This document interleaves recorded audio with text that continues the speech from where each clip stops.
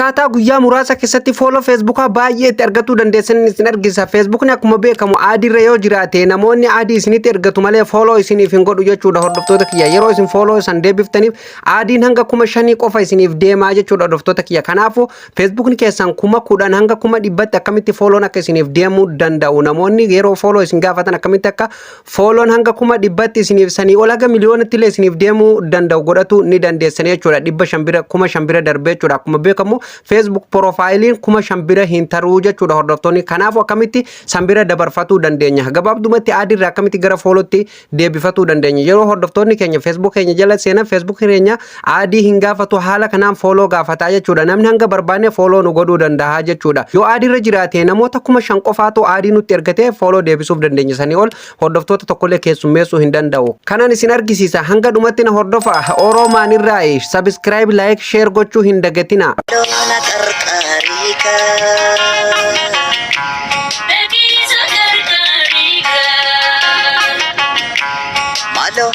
Egaan hordoftoota fi kabajamtoota walitti deebinee jirra. Akkuma reefu mata duree irraa isiniif tuquuf yaale. Egaa Facebookni keenya akkamitti follow 5,000 ol nuuf qabatuu danda'a haga miliyoona meeqatti akkamitti akka nuuf qabatuu danda'u isin argisiisiniin jedhee ture. Eeyyee ammallee isuman isin argisiisa hordoftoota kiyya. Akkuma beekamu Facebookni keenya aadiirra kan jiru follow irra yoo hin jiraanne hordoftoota 5,000 ol qabatuu hin danda'u. Sanii ol akkamitti qabatuu danda'a ka jedhuun isin argisiisa. Aappii tokkollee osoo hin fayyadamin isteeppii baay'ee salphaadhaan Facebook keenya irratti sirreeffatuu ni dandeenya jechuudha. Isteeppii kana hanga dhumatti namni hordofe harka isaatiin sirreeffatuu ni danda'a. Tole hordoftoota kiyya amma kuni Facebook kiyya yeroo tokkoof keessan seenaa jechuudha. Facebook irratti eegan irratti cuqaase haala kanaan Facebookni kun fuula kana qabatee naa dhufa hordoftoota kiyya. Akkuma argitan amma mee hordoftoota kiyya amma Facebook kiyya kana asirra yeroon tuqe profiila kanarra yeroon cuqaase haala kamiin akka inni jiru walumaan ilaallachuudha hordoftoota kiyya. Yeroo akkanatti inni isiniif dhufe asirra gabbuutanii amma Facebookni kiyya akkuma beekamu aadiirra hin jiru.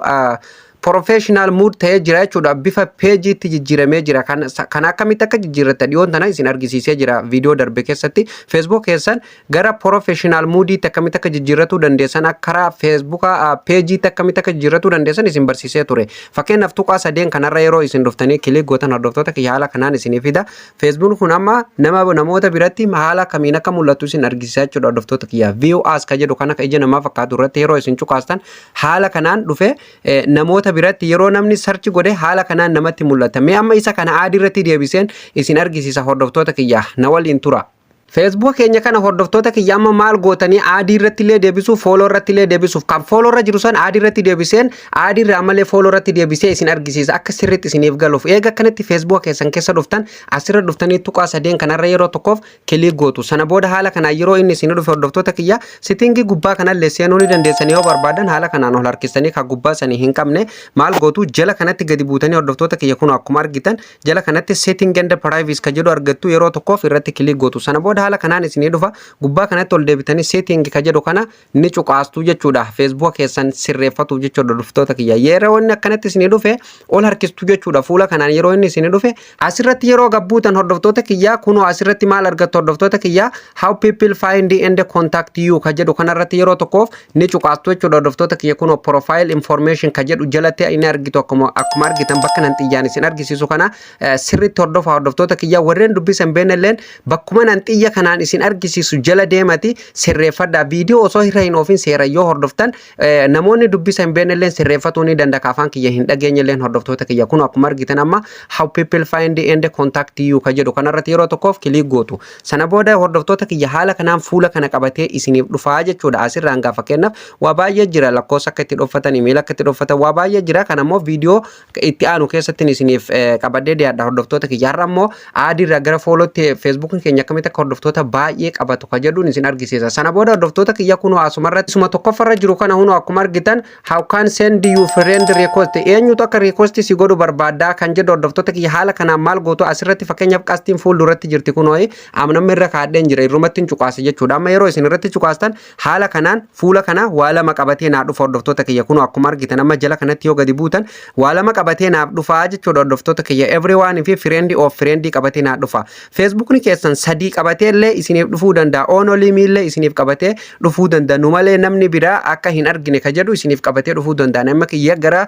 professional mooditti waan jijjiirameef waa lama qofa qabatee naa dhufe. Everyone fi friend of friend qabatee naa dhufe jechuudha. Fakkeenyaaf amma everyone kanarra yoo kaayanne Facebook ni keenya yeroo hiriyaa keenya bira dhaqee maal gaafata? Add friend fi follow illee ni qaba jechuudha. Kanaafu akka inni follow qofa gaafatu godhatu hordoftoota kiyya friend of friend ka jedhu kan rakkeenya. Mee amma fakkeenyaaf kiyya karreefu follow irra jiru sani add irratti deebiseen isin argisiisa. Everyone ka jedhu kanarratti sanduuqa fuuldura jiru kana geengoo kanarratti ni cuqaastu. Amma kiyya akkuma argitan amma hordoftoota kiyya gubbaa kanarratti yoo deebitanii ilaaltan everyone jedha amma guutumattuu keessaa bayeetiin isin argisiisa.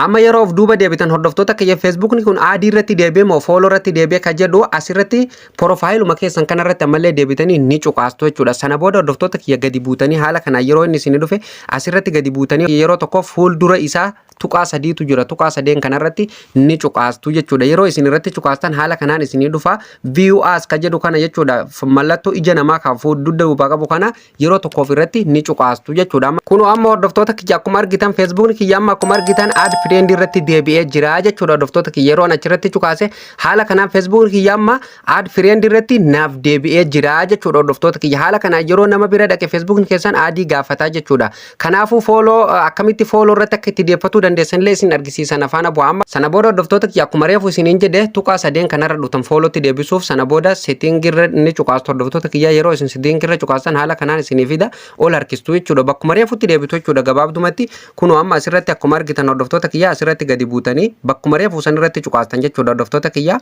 how people find and contact you ka jedhu kanarratti yeroo tokkoof kilik gootu. Sana booda hordoftoota kiyya haala kanaan fuula kana qabatee isiniif dhufaa jechuudha. Sana booda maal gootu asirratti ol deebitanii everyone ka jedhu kana irratti qastii fuuldura jiru sanirratti cuqaastanii sana booda hordoftoota kiyya jala kanatti gadi buutanii filannoo lamaan inni isiniif fidu kana amma follow irratti deebisuuf deemtan Facebook keessan namoota 5,000 ol hanga miliyoonatti akka isiniif qabatu godhatu hordoftoota kiyya asirratti friend of friend ka jedhu kana qastiin fuuldura isaanii jirti isarratti deebistuu jechuudha. Yeroo isin irratti deebistan haala kanaan yeroo isin geengoo fuuldura irratti cuqaastan haala kanaan gubbaa kanarratti isiniif bahaa jechuudha. Hordoftoota kiyya kun akkuma argitan amma mallattoo mataa namaa sadi kan jirtu friend of friend ka jedhu gubbarratti isiniif bahee jira jechuudha. Amma mee uf duuba deebi'een Facebook kun maalirra akka jiru walumaan ilaalla hordoftoota kiyya hanuma waliin tura. Sana booda akkanatti deebiseen jira.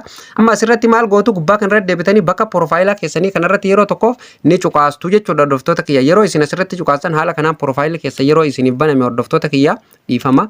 Yeroo akkanatti profiilii keessan isiniif baname hordoftoota kiyya maal gootu jala kanatti gadi buutanii hordoftoota kiyya kunoo tuqaa sadeen tanarratti yeroo tokkoof kilik gootan. Facebook kun amma namoota bira gizee dhaqee hiriyoota keenya biratti akkamitti nama biraa mul'ataa jira kan jedhu ilaaluu deemna. Kuni mallattoon ija namaa kun kan namni isin ilaalaa jiru jechuudha. View as ka jedhu irratti ni deebitu ammallee hordoftoota kiyya. Yeroo isin irratti deebitan haala kanaan kun amma akkuma argitan Facebook kiyya amma karreefun tana add irra jiru suni already maal irratti deebi'ee jira? Follow irratti naaf deebi'ee jira jechuudha. Kun akkuma argitan amma namoota bira yeroo dhaqe Facebook kuni haala kanaan follow gaafataa jechuudha. Hordoftoota kiyya namni add natti ergatu hin danda'u kan dhufu hundi kan Facebook kiyya jala seenee waan an qabu ilaalu hundi jechuudha. Yoo danda'e like godhuu yoo like godhuu hin fedhin jechuudha. Follow godhuu malee aadii natti ergatuu hin danda'u jechuudha. Namoonni naan olloomuu yookaan natti maatii kiyyatti dabalamuu barbaadu haala kanaan itti mul'ata. Follow qofa godhe itti seenee itti dabalamaa jechuudha. Hordoftoota kiyya asumaan hordoftoota kiyya gaawwarri chaanaala kiyya hin beeknelleen kun olaal asuma jala jira. Profiiluma kiyya kana jala eega seentanii asiin gadi buutanii tuma linkii tana cuqaastanii jechuudha. Gara chaanaala kiyya Oromaan irratti dhuftanii waan barbaadan baratuu ni dandeessan. Barumsa baay'ee tochirratti deemaa jira. Warreen gara Facebookaatiin na hordofuufin isiniin jedhaa jira. Viidiyoon kun gara Facebookaa Oxygen Media Network illeetiin tamsa'aa waan jiruuf hordoftoota kiyya kanaafin isin argisiisa. Haala kanaan hordoftoota kiyya Facebook keessan sirreeffatuu ni dandeessan. Amma boodan Facebook kuni akkuma argitan amma kiyya hordoftoota 9,300 irra jira.